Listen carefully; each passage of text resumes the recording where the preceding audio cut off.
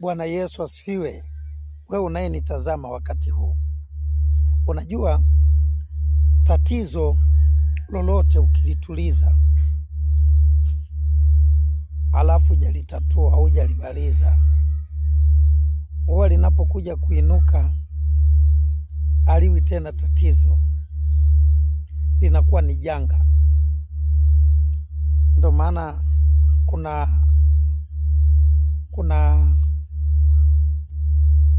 dawa zinazotuliza maumivu, lakini kuna dawa zinazoponya. Mimi niseme maneno haya, hawa watu wanaitwa Gen Z, tusiwachukulie poa. Kuna watu wanawapa majina kwamba watu ni wahalifu. Kuna watu wanasema ni kikundi kidogo. Kuwabeza hakutasaidia, lakini kutafuta namna nzuri ya kuondoa hicho kilichoingia kwenye mioyo yao. Kwa nini nasema hivyo? Kama watu wanaweza kaamua hatima za wasanii, kama watu wanaweza wanania hiyo mpaka ya kusababisha mpaka wengine tunafungiwa, tunaishi kwa maisha. Hawa watu sio watu wa kuwabeza. Nataka nitoe hekima hizi. Mimi ni shauri tu viongozi, itafutwe namna nzuri ya kutibu majeraha ambayo watu wanalalamikia. Tatizo huwa sio tatizo ukishaligundua kuwa ni tatizo, lakini tatizo huwa linakuwa tatizo kubwa pale ambapo hujajua kama ni tatizo. Na wakati mwingine tatizo tumetengenezwa ili kutatua matatizo, na wakati mwingine unaweza ukatatua tatizo kwa kutengeneza tatizo.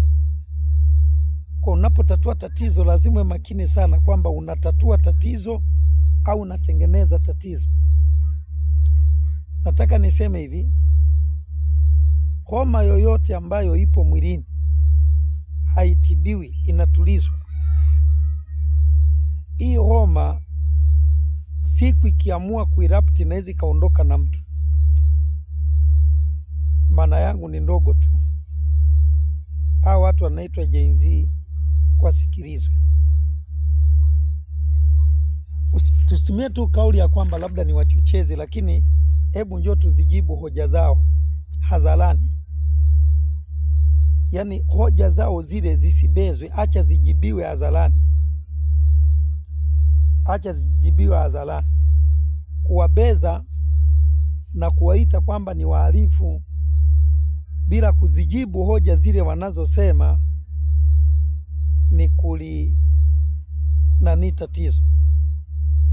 Sasa tutakuwa na hekima kubwa sana kama tutajua namna ya kulimaliza tatizo.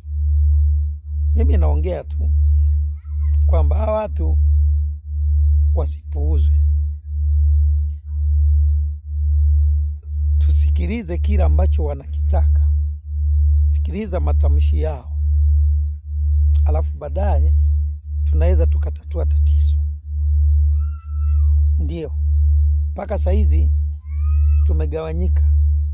Kwa maana unaona watu hawana ujasiri, ule ujasiri wa kuweza kuongea, hata viongozi, kwa sababu uelewi nani yuko upande wangu.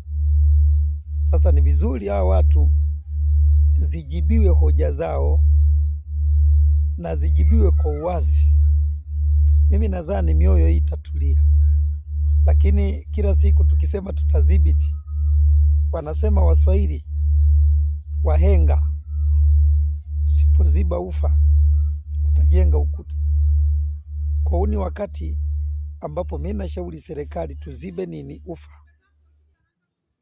Mpasuko sio mzuri, tuzibe ufa na tusipuuze maumivu yao, tusipuuze kile wanachosema. Nadhani tutalijenga taifa. Ni mtazamo tu.